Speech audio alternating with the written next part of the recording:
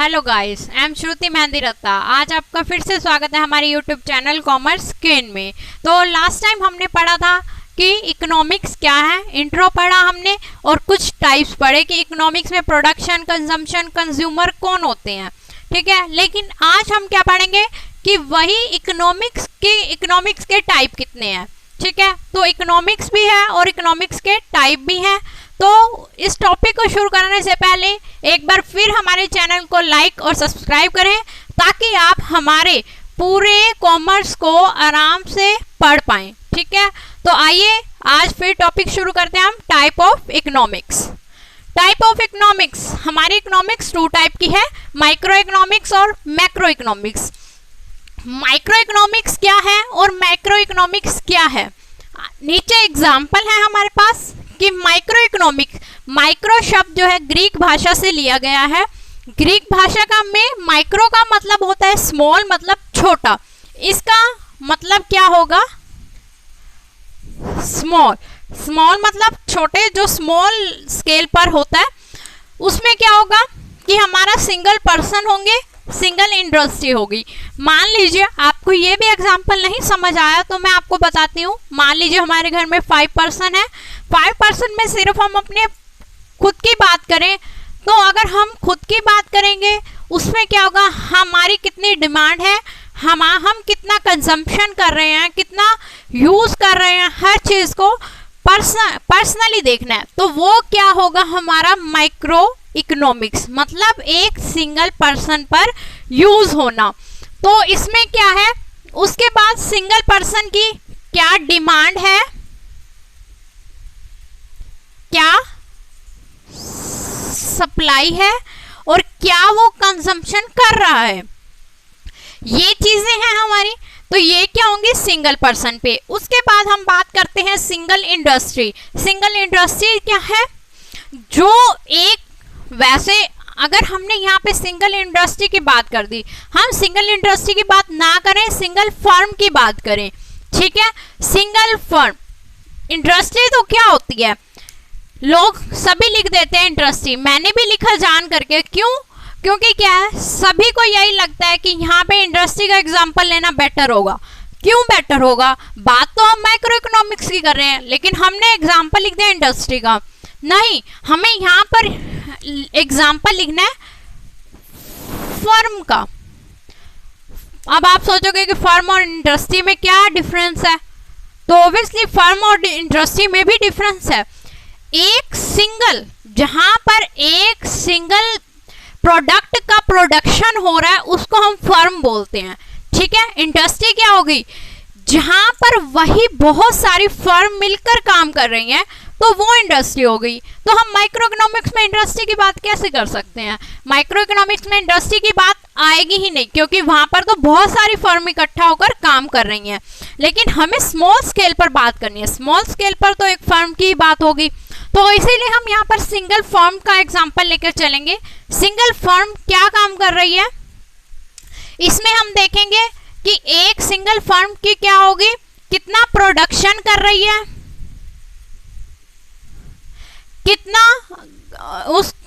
कितना प्रोडक्शन कर रही है, तो वो क्या होगा, एक सिंगल फर्म का काम होगा।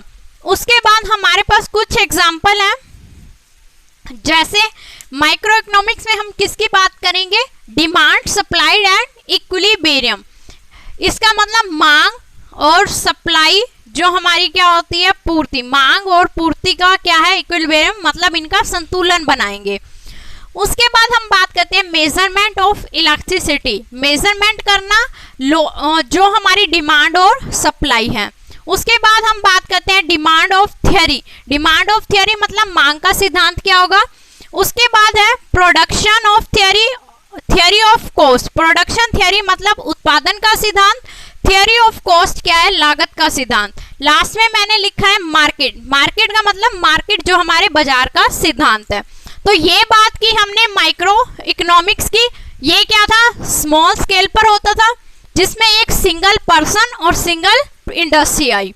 अब बात करते हैं हम मैक्रो की। मैक्रो का मतलब क्या होता है, लार्ज स्केल, जो लार्ज स्केल पर चलता है। इसमें क्या होता है, कोई भी एक सिंगल पर्सन नहीं होगा, इसमें क्या होंगे हमारे मैनी पीपल, जो बहुत सारे क्या होंगे पर्सन होंगे। यहां पर सिंगल पर्सन की बात नहीं होगी, यहां पर हम इन सब की डिमांड और सप्लाई की बात होगी कि कितनी डिमांड है और कितनी सप्लाई है। उसके बाद हम बात करते हैं मैनी इंडस्ट्रीज। अब यहां पर हमने इंडस्ट्री की बात की है, क्यों? क्योंकि ये क्या लार्ज स्केल पर चल रही है। मैनी इंडस्ट्रीज, इसमें क्या होगा, जो बहुत सारी फर्म होंगी। मान लीजिए हमने एक क्लॉथ का प्रोडक्शन ले रहे हैं, क्लॉथ की ये सारी फर्म है, तो ये सारी फर्म मिलकर क्या कर रही हैं, काम कर रही हैं। तो ये क्या है, मैनी इंडस्ट्री। इन पर हम क्या देखेंगे कि ये सारी क्या कर रही हैं, डिमांड और सप्लाई, इन सब की इंडस्ट्री की हम बात करेंगे। इसके एग्जाम्पल क्या है हमारे पास, ग्रोथ मॉडल, कि एक इंडस्ट्री कैसे ग्रोथ कर रही है। नेशनल इनकम मतलब जो हमारे इंडिया की नेशनल इनकम है। जीडीपी क्या है हमारी, ग्रोथ रेट क्या है। मॉनेटरी पॉलिसी और फिजिकल पॉलिसी, ये दोनों ही गवर्नमेंट की होती है, इसीलिए हमारी पूरे इंडिया या पूरे इकोनॉमी को लेकर चलती हैं, ठीक है। उसके बाद लास्ट में मैंने लिखा है बैंकिंग। बैंकिंग भी क्या है, जो हमारा रिजर्व बैंक ऑफ इंडिया है, वो पूरा का पूरा बेस है पूरे और बैंकों पर। तो ये क्या होगा, मैक्रो इकोनॉमिक्स, जिस पर क्या होगा हमारा बहुत सारे मतलब लार्ज स्केल पर हम बात करेंगे। अभी तक हमने बात की थी माइक्रो इकोनॉमिक्स और मैक्रो इकोनॉमिक्स, जिसका हमने डिस्कशन कर लिया कि माइक्रो क्या है स्मॉल पे और मैक्रो क्या है लार्ज पे। अब हम उसी का ही एक एग्जांपल और ले लेते हैं, saving of person, saving of economics. ये बहुत अच्छा एग्जांपल है जो आप उन दोनों में डाल सकते हो। सेविंग ऑफ पर्सन मतलब माइक्रो इकोनॉमिक्स। माइक्रो इकोनॉमिक्स में अगर एक सिंगल पर्सन सेविंग करता है तो वो क्या है, बेटर माना जाता है हमारी इकोनॉमी के लिए। क्यों?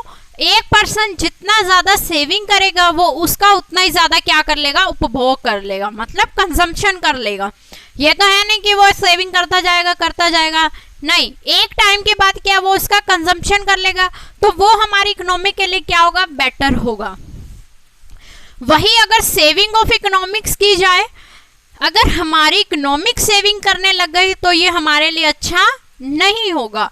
क्यों? अनएम्प्लॉयमेंट आ जाएगी। अगर इकोनॉमिक्स ने सेविंग कर ली सारी, तो पर्सन के पास क्या जाएगा, यहाँ पर ही रह जाएगा सारा। तो वो क्या है, एक सर्कल नहीं चलेगा जिसमें क्या होता है, डिमांड और सप्लाई का फ्लो होता है। तो हमारे लिए बेटर क्या है कि एक पर्सन ही सेविंग करे, एक इकोनॉमिक सेविंग ना करे। क्योंकि अगर इकोनॉमिक्स से सेविंग कर ली तो हमारे पास अनएम्प्लॉयमेंट हो जाएगी, बेरोजगारी आ जाएगी, जो वन पर्सन की इनकम है उसमें गिरावट आने लग जाएगी, डिमांड और सप्लाई भी खत्म होने लग जाएंगी। तो ऐसे क्या है, धीरे धीरे सारी इकोनॉमिक्स क्या है, बिगड़ने लग जाएगी। इसीलिए एक इकोनॉमिक्स के लिए सेविंग बेटर नहीं होगी, जबकि एक पर्सन के लिए सेविंग बेटर है। तो ये था हमारा पूरा मैक्रो और माइक्रो इकोनॉमिक्स का टॉपिक। इसके बाद हम बात करेंगे व्हाट इज स्टैटिस्टिक, और माइक्रो इकोनॉमिक्स के बाद हमारा नेक्स्ट टॉपिक आता है व्हाट इज स्टैटिस्टिक। अभी तक हमने बात की इकोनॉमिक्स की, इकोनॉमिक्स को जानना जरूरी है, लेकिन जो हमारी इकोनॉमिक है ना वो बेस किस पे है, स्टैटिस्टिक्स पे। अगर हमें इकोनॉमिक्स को किसी भी प्रॉब्लम को सॉल्व करना है तो हमें स्टैटिस्टिक्स के बारे में पता होना चाहिए। पहले तो क्या था, आज से थोड़ा टाइम पहले इसमें इंक्लूड नहीं किया गया था स्टैट को इकोनॉमिक्स में, लेकिन अब जरूरत के अकॉर्डिंग देखा गया है कि इकोनॉमिक्स की बहुत ज़्यादा ज़रूरत है स्टैटिस्टिक की। तो इसीलिए अब हम बात करेंगे स्टैटिस्टिक की इकोनॉमिक्स में कि क्यों ज़रूरत है। अब हमें मान लीजिए इकोनॉमिक्स है, इकोनॉमिक्स में हमारी जो पंचवर्षीय योजना के अकॉर्डिंग हमारी पॉपुलेशन की जनगणना होती है, 10 वर्षीय योजना के अंतर्गत हमारी पॉपुलेशन की जनगणना होती है, तो हम क्या वो ऐसे ही कर लेते हैं? हम ऐसे तो नहीं कर सकते। हमें पता होना चाहिए कि हमारी स्टैटिस्टिक्स क्या है। स्टैटिस्टिक का मतलब जिस चीज को हम सांख्यिकी में बदल सकते हैं, जो संख्या में गिन सकते हैं, उसको हम स्टैटिस्टिक कहते हैं। ठीक है, ज्यादा घूमने की जरूरत नहीं है। कई वीडियोस में आप देखोगे कि आपको स्टैटिस्टिक का मतलब घुमा फिरा के कहा जाता है, नहीं, लेकिन स्टैटिस्टिक का सिंपल मतलब है ऐसी चीज जिसको हम संख्या में बदल सकते हैं, लेकिन उस संख्या में बदलने के लिए हमारे पास मेथड होते हैं, टेक्निक होती है, सब रूल्स होते हैं, उसको यूज किया जाता है। अब बात क्या है, स्टैटिस्टिक आपको थोड़ा और ज्यादा बता देते हैं कि स्टैटिस्टिक क्या है। स्टैटिस्टिक में हमने दो चीजें ली, क्वालिटेटिव और क्वांटिटेटिव। अब क्वालिटेटिव का मतलब क्या होगा और क्वांटिटेटिव का मतलब क्या होगा, इससे आपको पता चल जाएगा कि स्टैटिस्टिक क्या है। क्वालिटेटिव का मतलब होता है कि हम किसी पर्सन में उसकी क्वालिटी की बात कर रहे हैं। क्वालिटी आपको पता है कि मान लीजिए एग्जांपल कि रोहन की हाइट अच्छी है, रोहन के फेस एक्सप्रेशन अच्छे हैं, कि रोहन पढ़ाई में इंटेलिजेंट है, तो वो क्या हो गई, वो उसकी क्वालिटी हो गई। ठीक है, लेकिन क्वांटिटेटिव क्या होगा?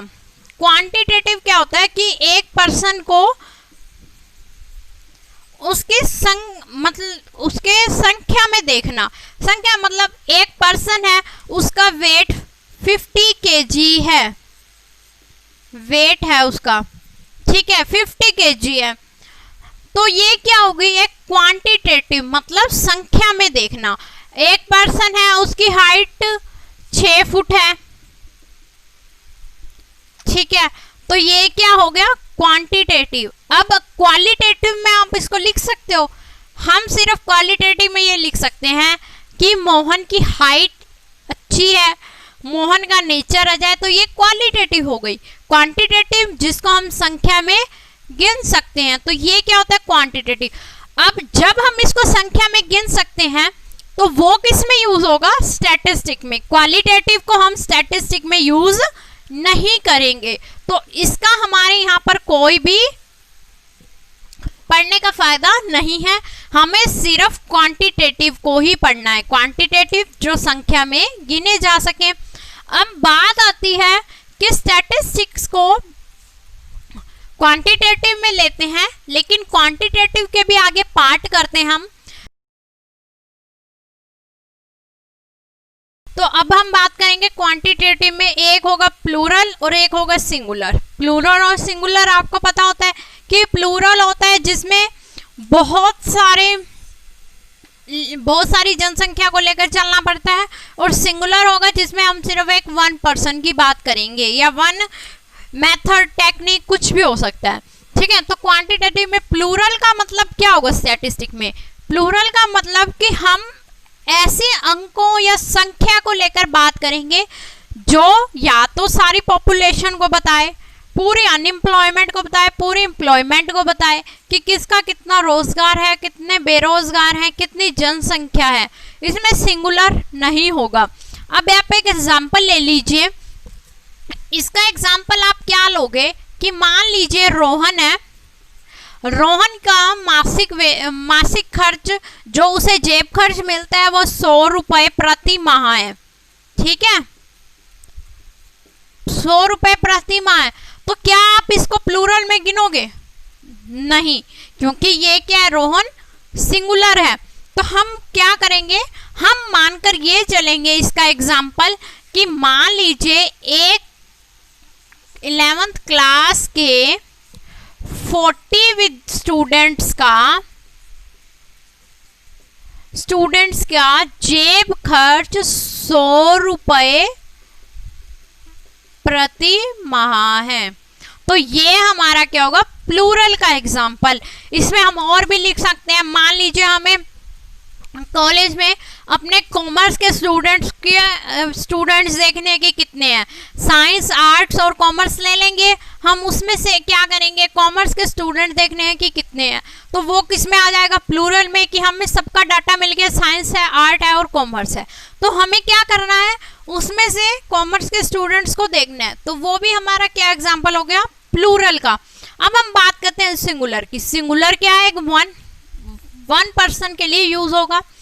इसमें हम किस चीज का यूज करेंगे, स्टैटिस्टिक्स में सिंगुलर का यूज होगा कि क्या मेथड यूज करना है, क्या मेथड यूज करना है, क्या रूल यूज करने हैं, क्या सब रूल यूज करने हैं, ठीक है।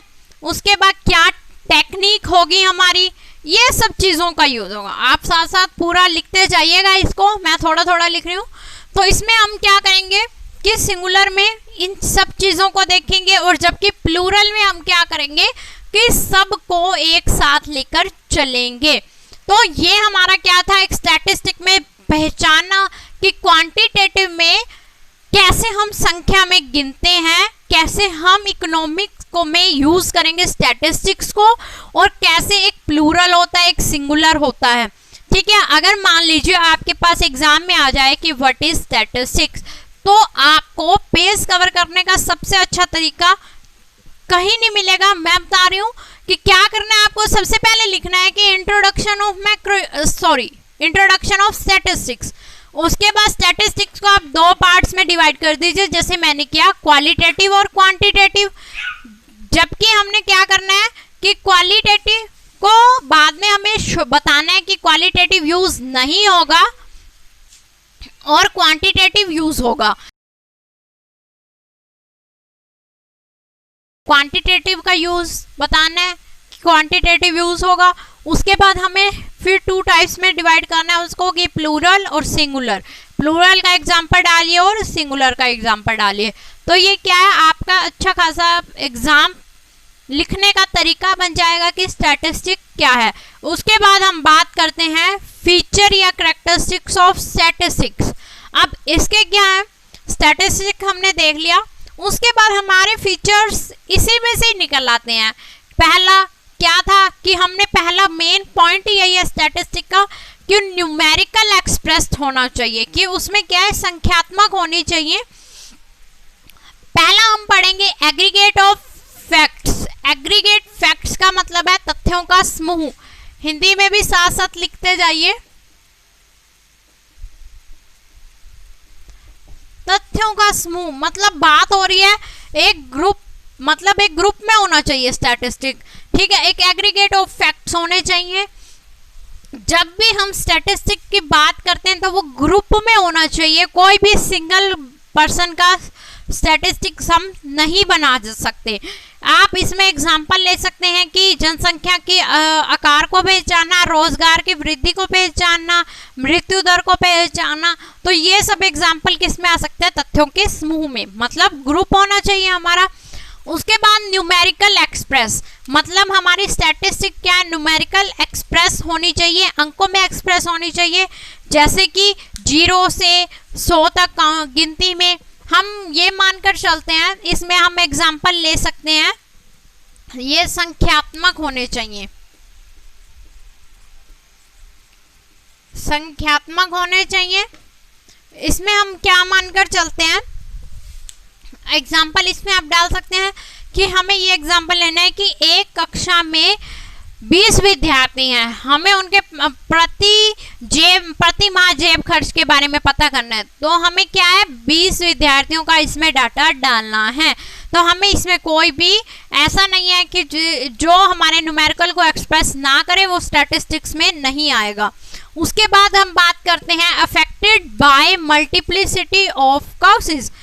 जब हम स्टैटिस्टिक्स कर रहे हैं तो उसका क्या मतलब है, स्टैटिस्टिक्स में ये तो है नहीं जैसे हमने चाहा वैसा होगा, ये तो कहीं भी नहीं होता। हमारी इकोनॉमिक्स में ऐसा नहीं होता है कि जैसा हम चाह रहे हैं वैसा ही होगा। अब बिजनेस कर रहे हैं तो उसमें रिस्क भी होते हैं, अपॉर्चुनिटी भी होती है, थ्रेट भी होते हैं।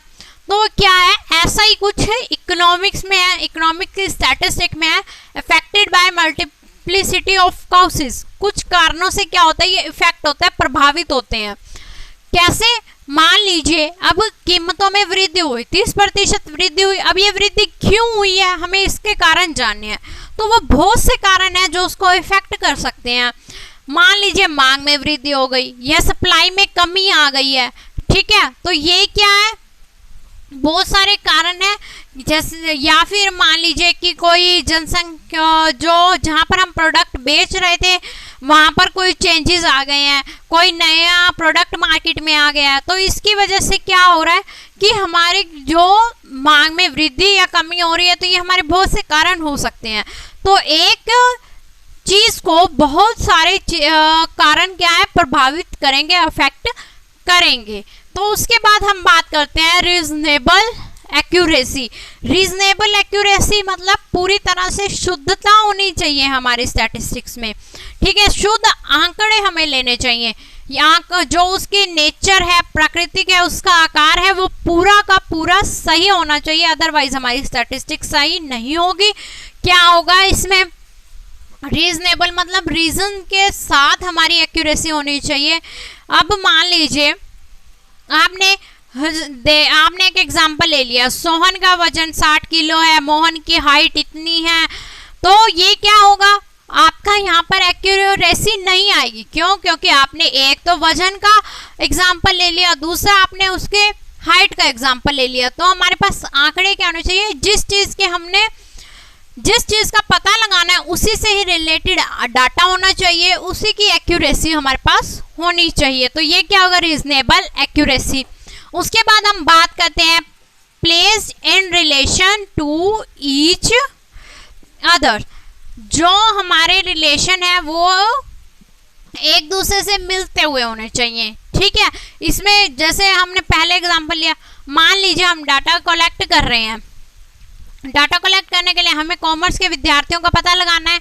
कॉमर्स के विद्यार्थियों का पता लगाना है तो हमने क्या किया कि साइंस के स्टूडेंट्स भी ले लिए, आर्ट्स के स्टूडेंट्स भी ले लिए, मेडिकल नॉन मेडिकल सभी स्टूडेंट्स ले लिए।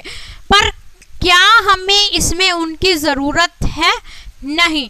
तो हमें सिर्फ क्या करना है कि ऐसे ही स्टूडेंट्स का डाटा लेना है, जिस चीज़ के हम देख रहे हैं, जिस चीज़ का हमें पता लगाना है, कंक्लूजन निकालना है, उसी से ही रिलेटेड हमारे पास डाटा होना चाहिए, ठीक है। तो उसके बाद हम बात करते हैं प्री डिटरमाइंड पर्पस। हमारे पर्पस क्या है, पहले से ही उद्देश्य हमारे निर्धारित होने चाहिए। हमें ये नहीं पता कि हमें करना क्या है, किस चीज़ के बारे में हमें पता लगाना है, और हम अपना डाटा कलेक्ट किए जा रहे हैं, तो हमारे वो क्या है, स्टैटिस्टिक्स में पूरी शुद्धता नहीं आएगी, पूरी तरह से एक्यूरेट नहीं होंगे। तो हमें क्या करना है, पहले से ही हमारे उद्देश्यों को निर्धारित करके रखना है कि हम किस पर्पस के लिए डाटा कलेक्ट कर रहे हैं। तो ये क्या होगा, प्री डिटरमाइंड पर्पस होना चाहिए। एस्टिमेट अनुमान लगाना चाहिए, या तो क्या है एस्टिमेट अनुमान। अनुमान क्या होता है, या तो हमें गणना करनी है या हमें अनुमान लगाना है। अब गणना और अनुमान में क्या डिफरेंस है, गणना क्या है, जिसको हम खुद एक एक डाटा को गिनते हैं, वो पूरा का पूरा एक्यूरेट डाटा होता है हमारा। दूसरा क्या, हम एस्टिमेट लगाकर अनुमान लगाकर चल रहे हैं, तो वो क्या होता है, गलत भी हो सकता है और सही भी हो सकता है। हम एस्टिमेट कब लगा सकते हैं, जब हमें बहुत सारे पॉपुलेशन में से कुछ सैंपल को उठाना होता है, तब हम एस्टिमेट लगा सकते हैं, क्योंकि हम पूरी पॉपुलेशन को काउंट नहीं कर सकते। लेकिन जब हमें एक स्मॉल स्केल पर ही देखना है तो हम वहाँ पर गणना कर सकते हैं। मान लीजिए एक कक्षा में 20 विद्यार्थी हैं, हमें उसमें से उनके जो फर्स्ट पोजीशन पे आने वाले विद्यार्थी है उसका पता लगाना है, तो हम वहाँ पर गणना कर सकते हैं, क्योंकि विद्यार्थी सिर्फ 20 हैं और हमें मान लीजिए 10 मजदूर हैं, वहाँ पर पता लगाना है कि कितने मजदूर आए, कितने मजदूर नहीं आए अपने बिजनेस में, तो वहाँ पर भी हम गणना कर सकते हैं। अनुमान सिर्फ हम वहीं लगाएंगे जहाँ पर हमारे पास क्या होगा, लार्ज स्केल पर पॉपुलेशन होगी, लार्ज स्केल पर डाटा होगा, ठीक है। तो अब बात करते हैं हम, लास्ट जो हमारा पॉइंट है, collected in A systematic manner. हमें एक व्यवस्थित तरीके से ही अपने डाटा को कलेक्ट करना चाहिए। उसका एक क्रम होना चाहिए, एक सिस्टमैटिक तरीका होना चाहिए। कोई भी टेक्निक हो सकती है, मेथड हो सकता है, रूल हो सकते हैं, सब रूल हो सकते हैं।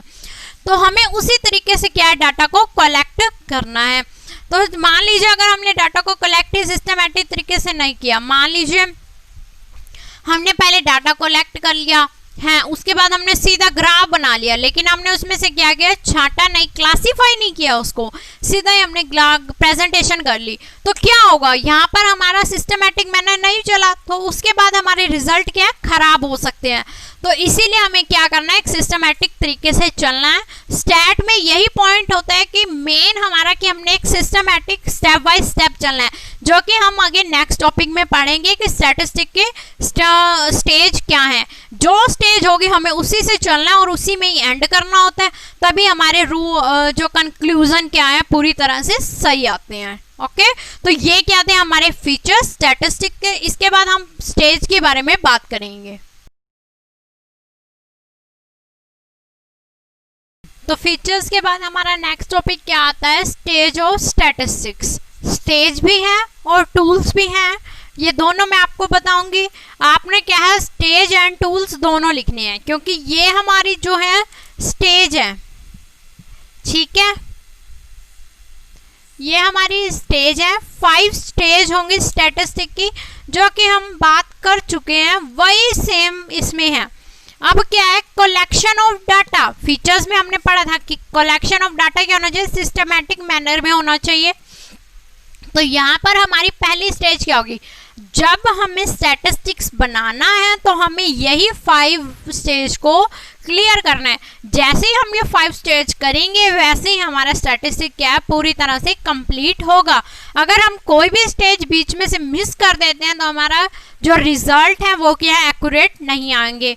तो पहला हम बात करते हैं collection of data. Collection of data का मतलब जिस चीज़ के बारे में हमने गणना करनी है या हमें जिस चीज़ के बारे में पता लगाना है उसके कलेक्शन ऑफ डाटा। मान लीजिए हमारा कपड़े का बिजनेस है, हमें कपड़े का बिजनेस कर रहे हैं छोटे बच्चों का 3 से 5 इयर्स के बच्चों के लिए हमने कपड़े बनाने हैं, ठीक है। तो हमें ऐसे एरिया में अपने फैक्ट्री को लगाया है, तो वहाँ पर हमें क्या करना पड़ेगा, पहले कलेक्शन ऑफ डाटा हमें ऐसे ये देखना पड़ेगा कि वहाँ पर इस एज के बच्चे कितने हैं।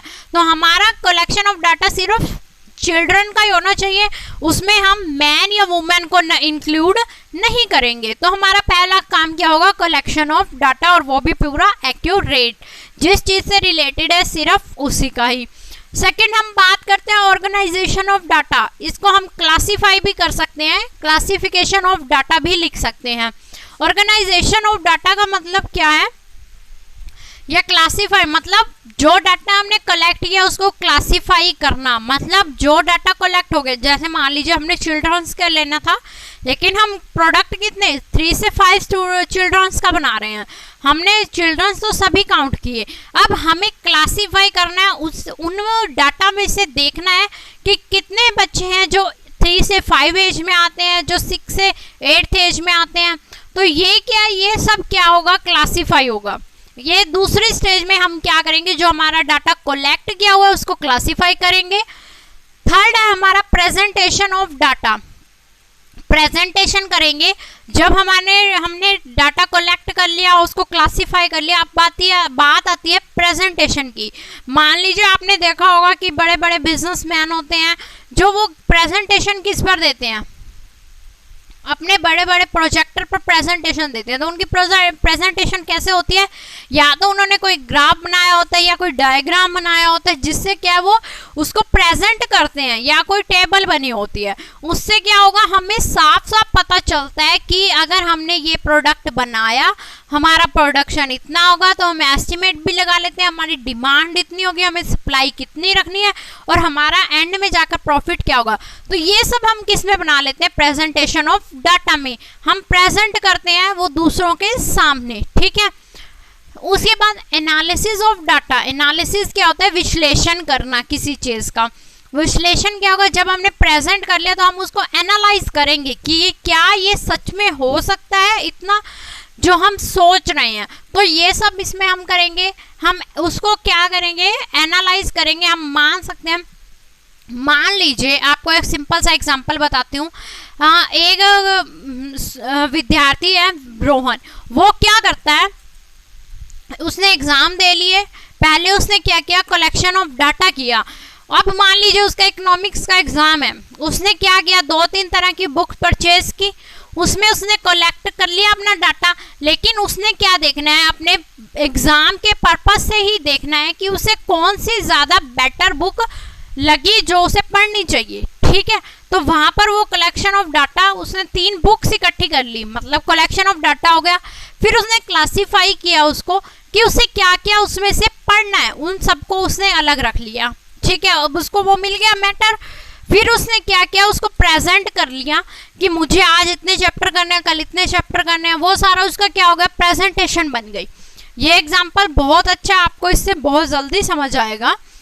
उसके बाद एनालाइज किया उसने, एनालाइज क्या किया कि हमारे पास होता है ना कि हम देखते हैं फर्स्ट चैप्टर में तो हमारे 10 नंबर का आया, तीसरे चैप्टर में से 5 नंबर का आया, तो वो क्या है, वो सब एनालाइज कर लेगा कि इसमें से इतने % का एग्जाम आना है, इस चैप्टर में से इतने % का एग्जाम आना है। तो वो उसने एनालाइज कर लिया।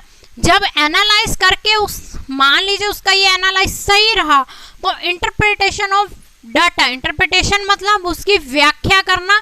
जब उसने उसकी व्याख्या की तो उसको रिजल्ट भी क्या उसके एक्यूरेट मिले, क्योंकि उसने फर्स्ट स्टेज से तैयारी शुरू की और एंड तक गया। तो जब उसने सारा कुछ किया तो उसको रिजल्ट भी क्या पूरे एक्यूरेट मिले। तो इंटरप्रिटेशन ऑफ डाटा। अब बात थी ये स्टेज की कि collection of data, organisation of data, presentation of data, analysis of data, interpretation of data. ये तो है हमारी स्टेज, फर्स्ट स्टेज से लेके 5th स्टेज तक जाना, ये है हमारा स्टैटिस्टिक्स। अब बात करते हैं हम टूल्स की। टूल्स क्या होंगे, collection of data. Collection of data हम कैसे कर सकते हैं, 2 तरीके से। ये सारा हम आगे पढ़ेंगे, ये इसलिए आपको बता रही हूँ कि ये आप नोट करके रखिए कि जितने ये स्टेज है ये कवर करनी है हमको पूरी स्टैटिस्टिक्स में, और जितने ये टूल्स हैं ये सारे चैप्टर हैं आपके, तो ये सब आपको कवर करना है। पहले हम पढ़ेंगे कलेक्शन ऑफ डाटा। हमारा चैप्टर भी क्या होगा, कलेक्शन ऑफ डाटा होगा, जिसमें हम सेंसस और सैंपलिंग के बारे में पढ़ेंगे। सेंसस और सैंपलिंग का मतलब क्या होता है, या तो आप पूरी जनसंख्या को लेकर चलो, समग्र को लेकर चलो, या फिर आप एक सैंपल लेकर चलो। जब 2 टेक्निक है, या तो हम पूरा लेकर चलते हैं पॉपुलेशन को, या हम क्या करते हैं उसमें से पॉपुलेशन में से बीच में से पर्सन को उठा लेते हैं, तो वो क्या हो जाते हैं, हमारे सैंपल हो जाते हैं। तो ये कलेक्शन ऑफ डाटा में हम सेंसस और सैंपलिंग पढ़ेंगे। ऑर्गेनाइजेशन ऑफ डाटा में हम पढ़ेंगे टैली बार करना या एरे ऑफ डाटा। इसमें क्या होगा, टैली बार मतलब एक हमारे पास टैली की तरह हम एक ग्राफ बनाएंगे जिसमें हम क्या करेंगे, उसको क्लासीफाई करेंगे। ये भी आप चैप्टर में पढ़ेंगे। प्रेजेंटेशन ऑफ डाटा, प्रेजेंटेशन मैंने आपको बताया या तो हम ग्राफ से दे सकते हैं, डायग्राम से दे सकते हैं, या टेबल से दे सकते हैं। ये सब इसके टूल्स हैं। आपको ये ध्यान रखना है कि ये जो भी चीज़ है ना, ये इनके क्या है, टूल्स हैं, किसको, इन स्टेज को क्लियर करने के लिए, ठीक है। मान लीजिए आपने कोई मशीन बनानी है, मशीन में आपको पता है कि पहले क्या पार्ट शुरू करना है और लास्ट तक क्या पार्ट जोड़ना है। जोड़ना तो है, क्या हम बिना टूल्स के उस मशीन को बना सकते हैं? नहीं। तो हमें उस मशीन को बनाने के लिए क्या टूल्स की ज़रूरत है, औजार चाहिए। तो इसी तरह ये स्टैटिस्टिक के क्या है, औजार है, जिससे हम पूरा इंटरप्रिटेशन कर सकते हैं, ठीक है। तो उसके बाद एवरेज एनालिसिस कैसे करेंगे, एनालाइज कैसे करेंगे हम, एवरेज, या तो हम एवरेज निकालेंगे कि ना तो इतना होगा ना इतना होगा, कि एवरेज होगा, बीच का हो सकता है, या हम परसेंटेज में कन्वर्ट करेंगे, या कोरिलेशन एंड रिग्रेशन में और कोफिशिएंट में करेंगे, ठीक है। उसके बाद लास्ट आता है इंटरप्रिटेशन ऑफ डाटा। ये इंटरप्रिटेशन ऑफ डाटा का टूल्स है जिसमें हम मैग्नीट्यूड ऑफ एवरेज निकालेंगे, percentage and degree of relationship between difference economics variables, ठीक है, तो हम क्या जो हमारे इकोनॉमिक्स वेरिएबल्स हैं, डिग्री ऑफ रिलेशनशिप है, उनके बीच में डिफरेंस निकालेंगे। तो ये आप जल्दी से नोट कर लीजिए साथ के साथ, ताकि हम नेक्स्ट टॉपिक पढ़ सकें। और क्या है, ये ध्यान रखना कि ये हमारी स्टेज है, ये हमारे टूल्स हैं जिसको हमें फर्स्ट स्टेज से लेके लास्ट स्टेज तक कवर करने के लिए क्या है, इनका यूज करना है। ठीक है, आई होप सो आपको ये वाला टॉपिक समझ आ गया होगा। ओके,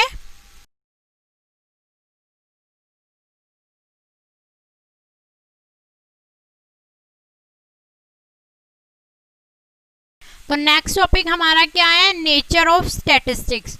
नेचर कैसे होते हैं स्टैटिस्टिक्स? टू टाइप्स की होती है हमारी, एक तो साइंस भी होती है, साइंस की तरह भी होती है, और दूसरी क्या होती है, आर्ट। एक साइंस है और एक आर्ट है। स्टैटिस्टिक्स में दोनों ही आएंगी। क्यों? साइंस किस तरह से है, क्योंकि इसमें क्या है, मेथड, टेक्निक, रूल सब चीज़ें यूज होंगी। ठीक है, तो ये साइंस की तरह भी यूज होगी क्योंकि इसके अपने रूल्स हैं, अपने टेक्निक्स हैं। दूसरा आर्ट्स की तरह भी यूज होंगी। क्यों? क्योंकि मान लीजिए हमारा बिजनेस है या कुछ भी इकोनॉमिक्स में हमें स्टैटिस्टिक का यूज करना है, वहाँ पर हमारी साइंस भी लग रही है। ठीक है, साइंस में हर चीज़ के रूल होंगे, टेक्निक होगी, तो ये सब भी हो रहे हैं। तो और आर्ट कैसे है, एक कला कैसे कर सकते हैं, एक पर्सन है जो अपना बिजनेस चला रहा है, वो उसका क्या, उसके बिजनेस में कोई भी रिस्क आ रहे हैं, कोई प्रॉब्लम आ रही है, उन सबको बेयर करने के लिए क्या कर रहा है, वो जब उन प्रॉब्लम को फेस कर लेता है, उनको सुलझा लेता है, तो वो क्या होती है, उसकी कला होती है। तो इसको हम क्या कहते हैं, आर्ट। तो ये क्या है, इसी तरह एक स्टैटिस्टिक्स में साइंस और आर्ट को दोनों को यूज किया जाता है, जिससे क्या है स्टैटिस्टिक का नेचर बनता है। तो ये दोनों ही यूज होंगे, साइंस और आर्ट। इसमें क्या है, मान लीजिए अब हमारे मॉनेटरी पॉलिसी है, फिजिकल पॉलिसी है, इसमें भी क्या है, अगर हम अपनी स्टैटिस्टिक का यूज करेंगे कि हमारी फिजिकल पॉलिसी नीचे जा रही है या ऊपर जा रही है, भाई गवर्नमेंट को कितना फंड देना है, कितना नहीं देना, तो वहाँ पर अगर स्टैटिस्टिक का यूज हो रहा है, अगर उस प्रॉब्लम को सॉल्व करना है, उसमें कोई प्रॉब्लम्स आ रही हैं, तो वो क्या है, अगर वो गवर्नमेंट उसको सॉल्व कर लेती है, तो वो क्या होती है, उसकी आर्ट होती है। तो ये क्या, टू टाइप का नेचर होता है स्टैटिस्टिक का, साइंस और आर्ट्स। ठीक है, दूसरी बात हम बात करते हैं सब्जेक्ट मैटर ऑफ स्टैटिस्टिक्स। ये जो बात हो रही है नेचर की और सब्जेक्ट मैटर की, तो ये दोनों हमारे पॉइंट किस में आ रहे हैं, स्कोप में। ये दोनों ही पॉइंट आ रहे हैं हमारे स्कोप में। और तीसरा पॉइंट भी होता है इसका लिमिटेशन। ठीक है, अब subject matter of statistics. Subject matter of statistics two type से होता है, डिस्क्रिप्टिव और इन्फ्रेंशियल। डिस्क्रिप्टिव और इन्फ्रेंशियल ये दो तरह के सब्जेक्ट मैटर है। डिस्क्रिप्टिव का मतलब क्या होगा, यहाँ पे मैंने लिखा ही है, कलेक्शन है, प्रेजेंटेशन है, एनालिसिस है। तो ये दोनों क्या है, जब इनका यूज हो रहा है, कलेक्शन कर रहे हैं, प्रेजेंटेशन कर रहे हैं, एनालिसिस कर रहे हैं, तो ये डिस्क्रिप्टिव में। डिस्क्रिप्टिव का मतलब उसको डिस्क्राइब करना है। तो वो डिस्क्राइब हम कैसे करेंगे, पहले डाटा कलेक्ट करेंगे, प्रेजेंटेशन करेंगे, एनालिसिस करेंगे, तो ये सब क्या होगा, डिस्क्रिप्टिव में होगा। डिस्क्रिप्टिव में और क्या यूज होंगे हमारे, जब हम ये करेंगे, इनको भी करने का तरीका है, जैसे कलेक्शन करनी है हमें, तो यहाँ पर भी इनको निकालने के तरीके हैं। किसके, हम निकालेंगे मीन, मीडियन, मोड। ये तीन चीजें हैं हमारी, मीन, मीडियन और मोड। स्टैटिस्टिक में फर्स्ट सबसे पहले यही चैप्टर होते हैं हमारे, मीन, मीडियन, मोड। मेथड यही है हमारे। उसके बाद मीन, मीडियन, मोड निकालने के स्टैंडर्ड वेरिएशन, मीन वेरिएशन, ये सब क्या है इसमें आएंगे। ठीक है, उसके बाद क्या होता है, ये होता है डिस्क्रिप्टिव में, जब हम क्या करते हैं, कोई एक मेथड को यूज करते हैं, एक टेक्निक को यूज करते हैं, तो वो हमारा डिस्क्रिप्टिव में आता है। इन्फ्रेंशियल में क्या आएगा, जब हम पूरी यूनिवर्स को लेकर चल रहे हैं या पूरी पॉपुलेशन को लेकर चल रहे हैं, तो वो इन्फ्रेंशियल में यूज होगी हमारी। इन्फ्रेंशियल में जब हम पूरी मान लीजिए पॉपुलेशन को चल रहे हैं, हमें जनगणना का पता लगाना है, बेरोजगारी का पता लगाना है, ठीक है, तो ये क्या है, मतलब जीडीपी का पता लगाना है, तो ये सब हमारी किस में आएगी, इन्फ्लुएंशियल में। तो ये भी क्या है, ये सब्जेक्ट मैटर है स्टैटिस्टिक के। ये ज़्यादा कोई इतने इंपॉर्टेंट पॉइंट्स नहीं है, ये सिर्फ आपको बताना था कि स्टैटिस्टिक्स में किस तरह का सब्जेक्ट मैटर है और इसका क्या नेचर होता है। इसके बाद बात करेंगे हम लिमिटेशन की, लिमिटेशन ऑफ स्टैटिस्टिक्स।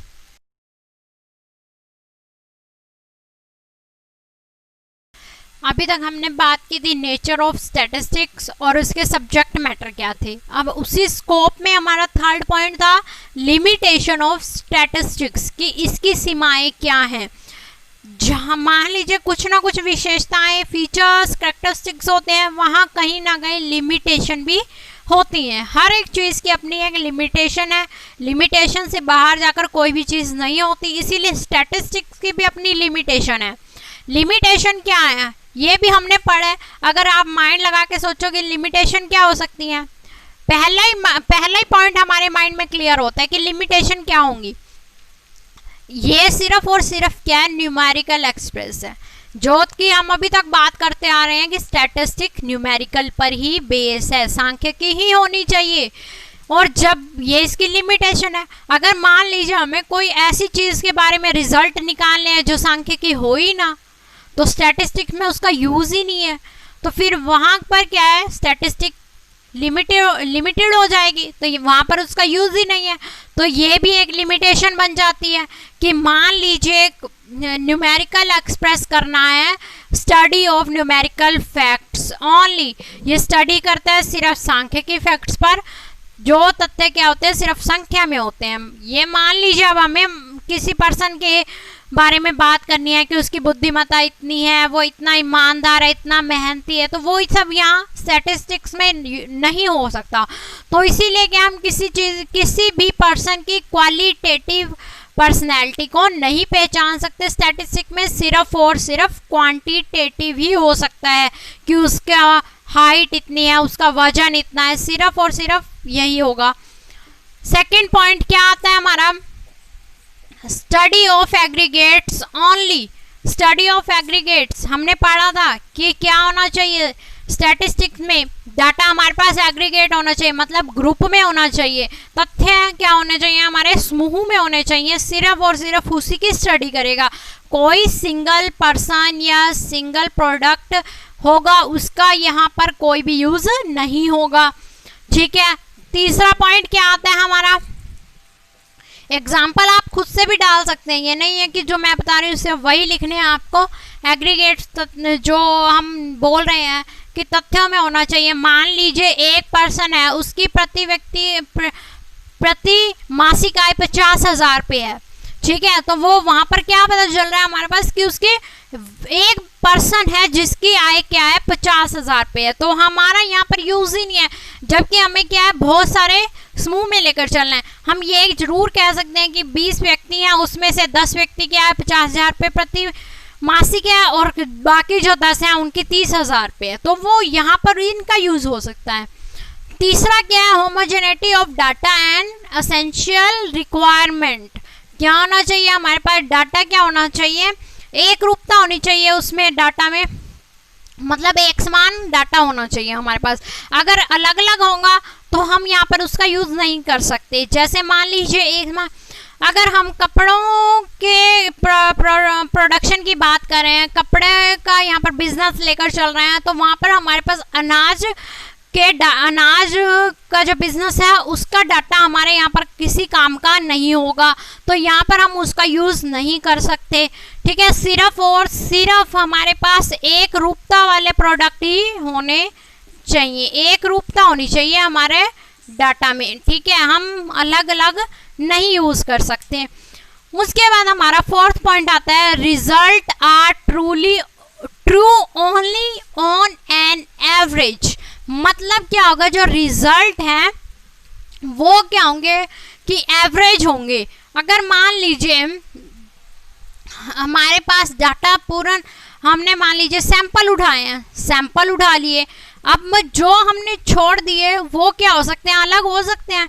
लेकिन यहाँ पर क्या है, सैंपल उठाकर अगर हमने निकाला है किसी भी चीज़ का रिजल्ट, कंक्लूजन, तो वो यहाँ पर क्या हो जाएंगे, वो क्या होंगे, गलत प्रूव हो सकते हैं। तो इसीलिए क्या है, results are true only on an average. ठीक है, एवरेज होना चाहिए, तब जाकर हमारे पास रिजल्ट क्या होंगे, कंप्लीट होंगे। उसके बाद हम बात करते हैं विदाउट रेफरेंस रिजल्ट में प्रूव टू बी रॉन्ग। अगर रेफरेंस, विदाउट रेफरेंस मतलब हमारे जो कंक्लूजन, निष्कर्ष निकले हैं, वो निष्कर्ष किस चीज से निकले हैं, अगर हमने उनको ही नहीं पहचाना तो यहाँ पर भी क्या हो जाएगा, वो रॉन्ग हो जाएंगे।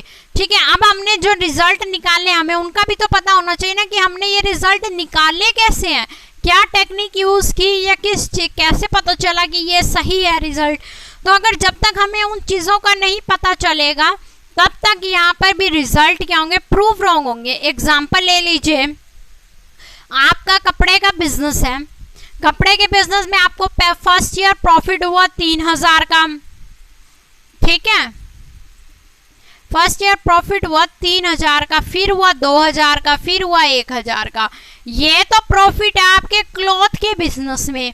मान लीजिए आपका कॉटन का बिजनेस भी है, कॉटन के प्रॉफिट आपके क्या होंगे, मान लीजिए फर्स्ट ईयर 1000 का हुआ, दूसरे ईयर 2000 का हुआ, तीसरे ईयर 3000 का हुआ। अब इन दोनों की एवरेज निकाल कर प्रॉफिट हुआ हमारे पास 2000 का। आप तो ये सोचोगे कि मतलब दोनों की एवरेज निकली है 2000 पे, तो सारे साल प्रॉफिट हमें सेम हुए हैं। पर अगर हम इसको देखकर चले, उसके जो हमारे पास जो प्रॉफिट अलग अलग निकले थे, पूरे साल को देखकर चले और पूरे बिजनेस को अलग रखकर चले, तो क्या हमारे पास सेम प्रॉफिट हुए? नहीं। एवरेज सेम निकलने से क्या होगा, कंक्लूजन सही नहीं होगा। हमें उसके जो पीछे रिजल्ट निकले हैं उनके तथ्यों को भी क्या है, पहचानना पड़ेगा। ठीक है, तो उसके बाद हमारा नेक्स्ट है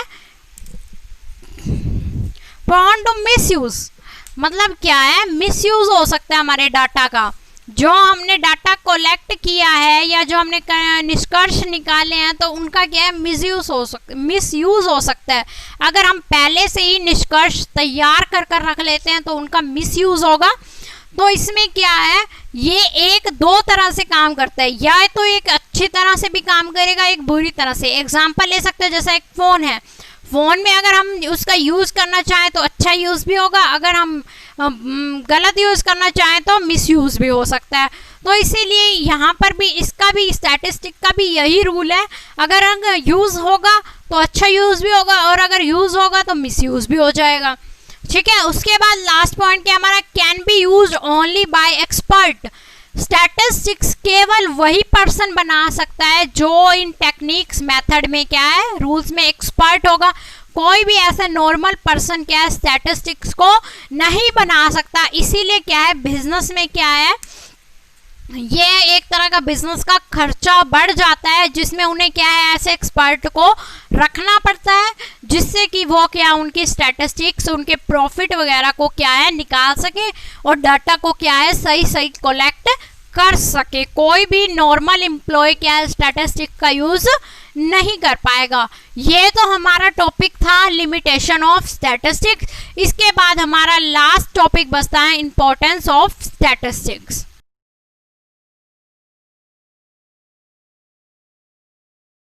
अब हम बात करेंगे इंपॉर्टेंस ऑफ स्टैटिस्टिक्स। ये हमारा चैप्टर, फर्स्ट चैप्टर का लास्ट टॉपिक है। ठीक है, तो अभी तक हम सब कुछ पढ़ चुके हैं।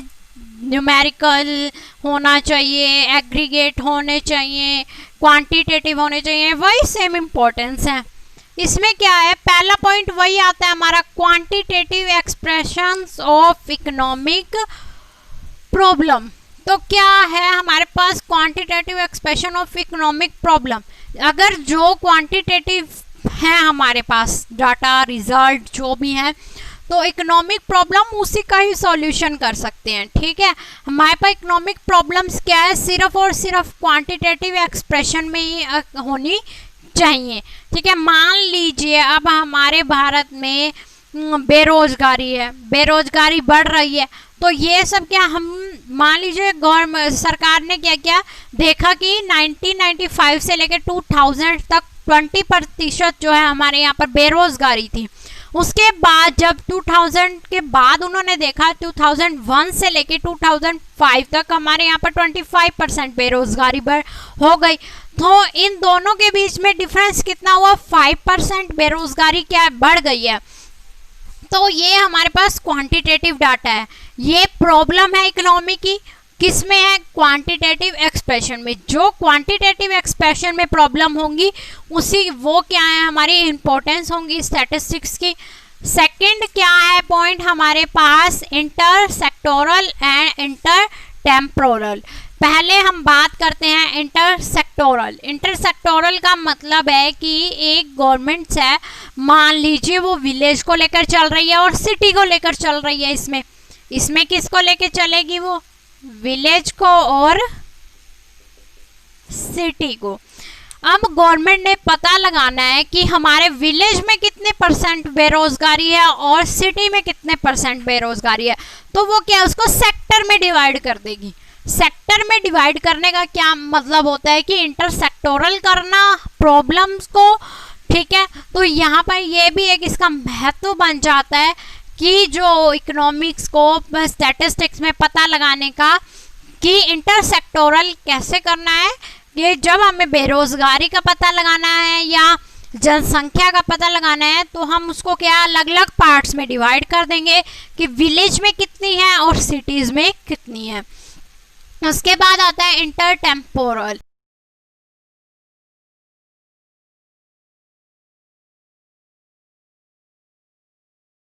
इंटर टेम्पोरल का मतलब कि जब हमने इसका पता लगा लिया कि कितने % बेरोजगारी है, ठीक है, उसके बाद टेम्पोरल में क्या होगा कि अब हमें ये देखना है कि जो शहर है और गांव है कितने कार्यशील, जो मतलब वर्क करने वाले पर्सन है और जो वर्क नहीं करने वाले पर्सन है उनका कितनी तेजी से विस्तार हो रहा है, मतलब अनएम्प्लॉयमेंट का कितनी जल्दी विस्तार हो रहा है, बढ़ रही है, उनका पता लगाना है। तो वो हम किस में पता लगाएंगे, इंटर टेम्पोरल में।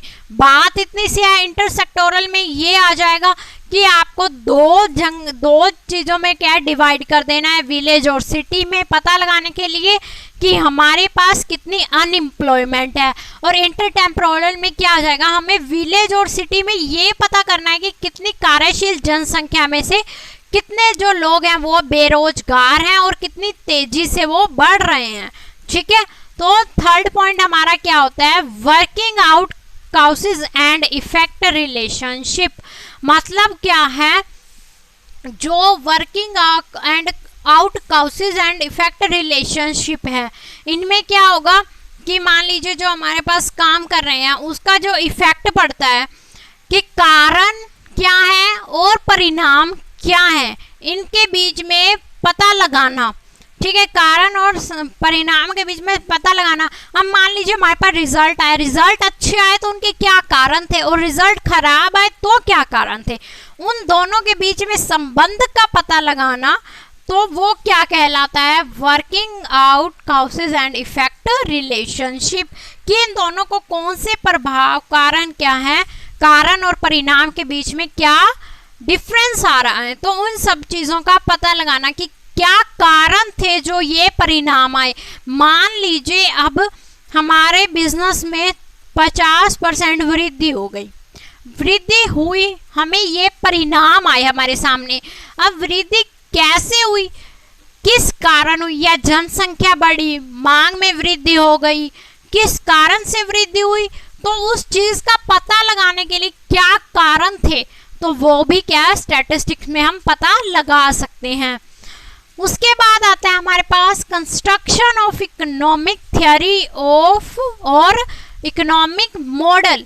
मतलब हम क्या करते हैं स्टैटिस्टिक्स में इकोनॉमिक थ्योरी, मतलब जो इनके इकोनॉमिक आर्थिक सिद्धांत हैं और इसके क्या मॉडल बनाते हैं, जिससे हमें पता चलता है कि हमारे स्टैटिस्टिक्स के क्या परिणाम निकल कर आए हैं, हमारे इकोनॉमिक्स में क्या परिणाम निकल कर आए हैं। कंस्ट्रक्शन ऑफ इकोनॉमिक्स थ्योरी और मॉडल इकोनॉमिक्स, मतलब हम एक क्या करेंगे, थ्योरी का सिद्धांत बनाएंगे और एक मॉडल बनाएंगे जिससे हमें क्या पता चलता है कि क्या रिजल्ट हमारे सामने निकल कर आए हैं। उसके बाद क्या है, इकोनॉमिक फोरकास्टिंग। इकोनॉमिक फोरकास्टिंग का मतलब आपको पता ही है कि भविष्यवाणी करना। अब हम जबकि इकोनॉमिक्स कर रहे हैं, इकोनॉमिक्स में बहुत जगह पर क्या सिर्फ और सिर्फ फोरकास्टिंग होती है, और खासकर बिजनेस के मामले में। बिजनेस में क्या होता है कि हम पहले से ही कोई डिसाइड नहीं कर सकते कि हमारे बिजनेस में प्रॉफिट होगा या लॉस होगा, तो इसके लिए हम फोरकास्ट ही कर चलते हैं। मान लीजिए हम तो ये सोच कर बैठे थे कि हाँ प्रॉफिट ही होगा, तो वो क्या है, वो गलत हो जाता है मान लीजिए, और फिर लास्ट में जाकर लॉस हो गया। तो बीच में जो भी मतलब इफेक्ट किया तो उसका हमें नहीं पता था, उनको भी हमें फोरकास्ट करना चाहिए। या मान लीजिए मांग में वृद्धि करनी है, मांग में वृद्धि होने के क्या क्या कारण हो सकते हैं, उनका फोरकास्ट भी हमें करना चाहिए।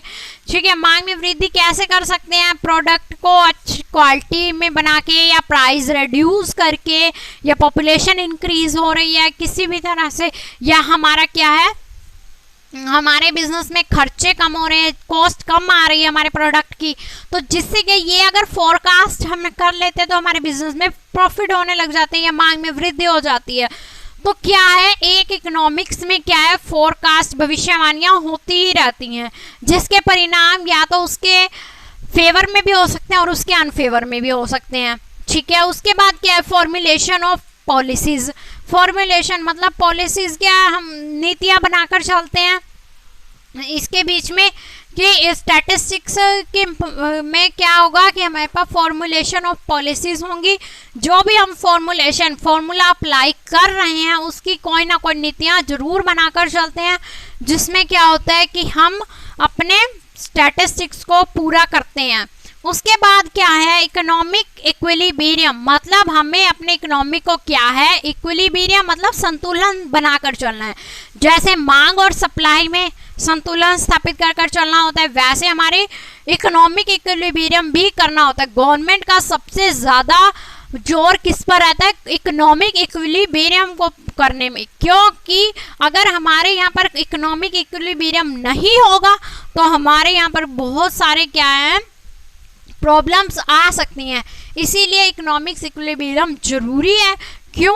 क्योंकि अगर मान लीजिए इसमें ये देखते हैं, एक वित्त मंत्री लगा लीजिए, वित्त मंत्री हैं हमारे यहाँ पर, तो उन्होंने एक ये देखना है कि एक हमें कितना कर लगाना है, जो हमारे प्रोडक्ट बना रहे हैं उन पर, उनके बिजनेस में कितना कर लगाना है, कितना कर आय पर लगाना है, कितना कर शुल्क लगाना है, ये सब देखना होता है। वो क्या होता है, फॉर्मुलेशन ऑफ पॉलिसी में वो करेंगे।